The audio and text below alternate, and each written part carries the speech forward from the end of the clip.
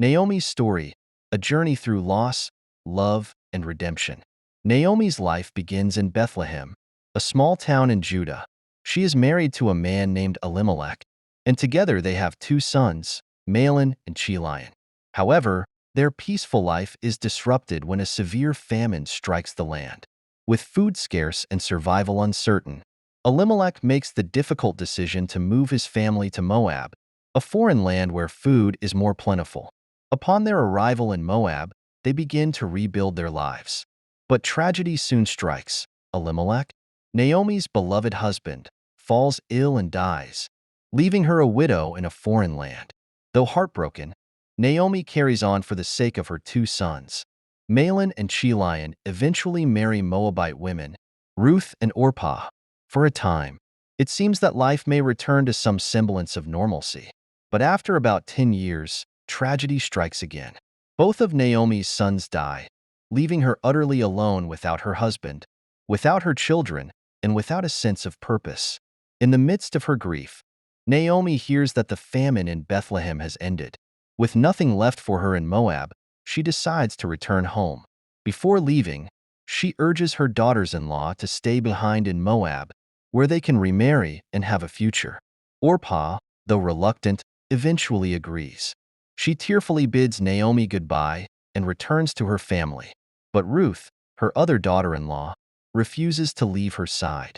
With a steadfast heart, Ruth says to Naomi, "Where you go, I will go, and where you stay, I will stay. Your people will be my people, and your God my God." Ruth's loyalty in this moment is profound. Naomi, though still grieving, agrees to let Ruth accompany her back to Bethlehem. The journey back is long, and when Naomi and Ruth finally arrive, the townspeople can hardly recognize Naomi. She had left Bethlehem full of hope, but she returns empty and broken. Naomi, overwhelmed by bitterness and loss, tells the people, "Do not call me Naomi, call me Mara," which means bitter. She believes that God has turned against her, stripping her of everything she once had. Despite her sorrow, Naomi's life begins to change, though slowly. Ruth, ever devoted, goes out to work in the fields to provide for them. She happens to glean in the fields of Boaz, a relative of Naomi's late husband. Boaz is a kind and generous man, and he shows Ruth special favor because of her loyalty to Naomi. When Naomi learns of this, she sees a glimmer of hope. According to their customs, Boaz has the potential to be their family's kinsman redeemer, someone who could marry Ruth and restore their family's fortunes. Naomi encourages Ruth to approach Boaz and ask for his protection. Following Naomi's advice, Ruth humbly presents herself to Boaz, who is moved by her request. Boaz agrees to marry Ruth, and soon after, they are wed. Naomi now has a family again. In time, Ruth and Boaz have a son, whom they name Obed.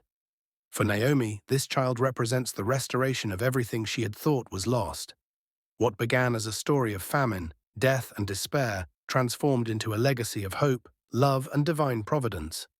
Naomi's story ends with the birth of Obed, who would later become the grandfather of King David, placing Naomi within the very lineage of the Messiah, Jesus Christ.